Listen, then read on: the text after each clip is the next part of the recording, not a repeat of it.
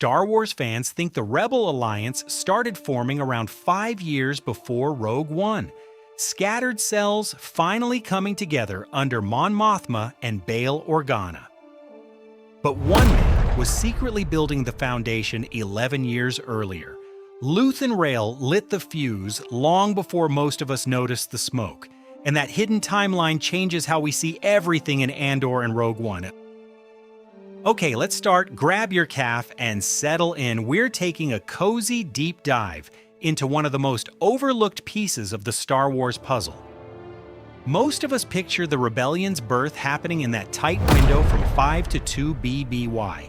You see the cells in Rebels, the early Andor struggles, then Mon Mothma's big declaration, and suddenly the Alliance is ready for Rogue One. It feels recent, almost rushed. That's the story the surface canon gives us, and it's easy to believe. But Andor quietly slipped in something much deeper. Luthen Rael didn't jump into the fight when things got loud. He started shaping the entire resistance when the Empire still felt untouchable. Let's start with what we all thought we knew. 1. The official story fans believe. On the surface, the Rebel Alliance comes together through political courage and scattered heroism. Mon Mothma risks everything with her Senate speech. Bail Organa works quietly in the shadows. Groups like Saw Gerrera's partisans operate independently, hitting the Empire where they can. By around 5 BBY, those isolated efforts start overlapping more visibly. Then in 2 BBY, after events like the Gorman massacre, Mon Mothma goes public, calls for unity, and the formal alliance begins to take shape. It looks clean in the history hollows. A handful of leaders and brave cells finally deciding it's time. Viewers assume that's when the real organized resistance was born.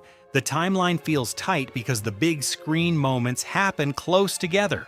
Rogue One shows a rebellion that already has structure, ships, and intelligence. It never pauses to explain how that level of coordination appeared so quickly. We accept it because it matches the epic feel of the original films, heroes rising when the galaxy needs them most. But what if the real groundwork happened much earlier, hidden from both the Empire and most of the audience? What if the organized force we see in Rogue One was possible only because someone had been preparing the ground for over a decade? 2. Luthen's secret timeline begins, 15 BBY. Here's where the cozy insight hits different. Andor reveals that Luthen Rael formed his Axis network in 15 BBY. That's 11 years before Rogue One and a full decade before the events many fans consider the rebellion's true start. He didn't wait for public outrage or Senate drama. While the Empire consolidated power after the Clone Wars, Luthen was already planting seeds in the dark. One of his earliest moves involved turning Lonni Jung.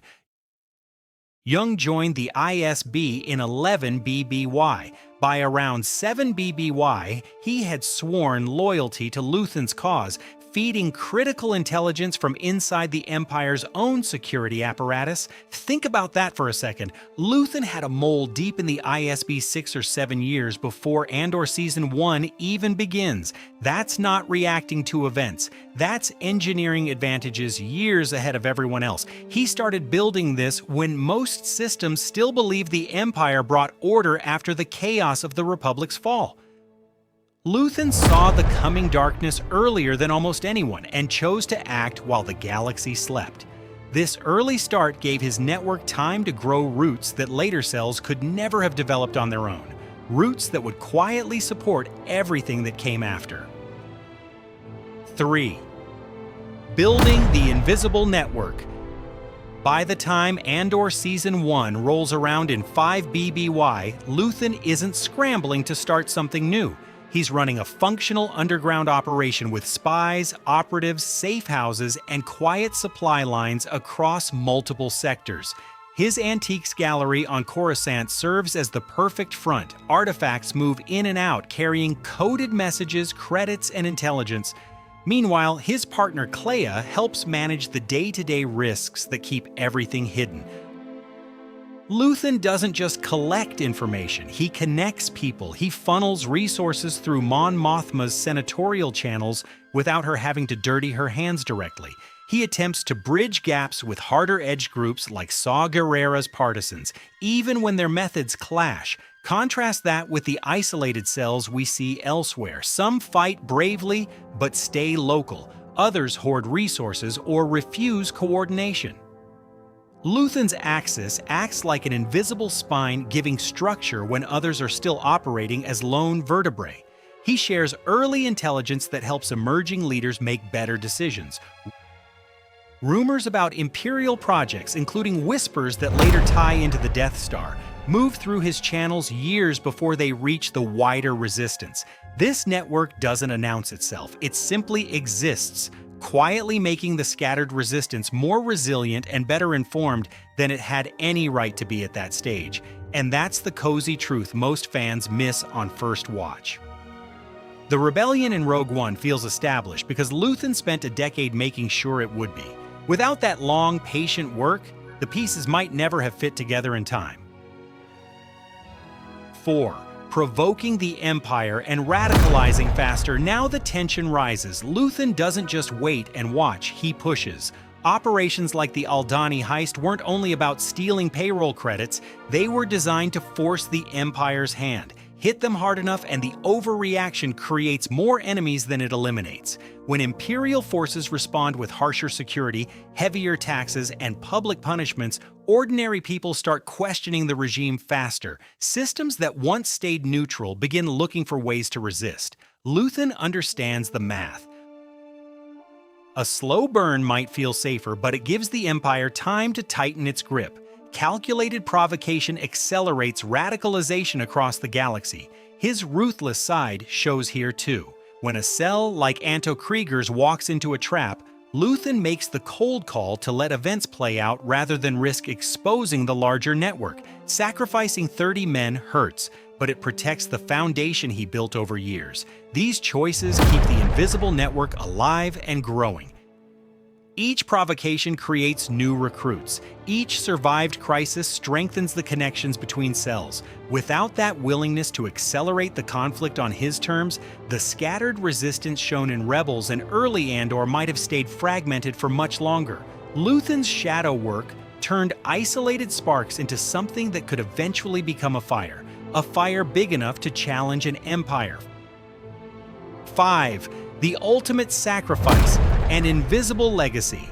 And here we reach the deepest layer. Luthen knows he is building something he will never fully join or be remembered for. His famous monologue says it plainly. I burn my life to make a sunrise I know I'll never see. He gives up decency, peace, and any chance at gratitude so others can have a future. He writes an equation 15 years earlier and accepts the damnation that comes with it, using the Empire's own tools against them, staying in the shadows while others claim the light. Luthen remains a ghost by design. The formal rebel alliance that Cassian joins in Rogue One carries his fingerprints everywhere, yet his name barely surfaces in the official records. Mon Mothma provides the political face and legitimacy. Luthen supplies the operational backbone and the stomach for the dirty work. Together, they create a good cop, bad cop dynamic that makes unification possible sooner. One works within the system as long as she can. The other operates outside it, doing what morality often forbids.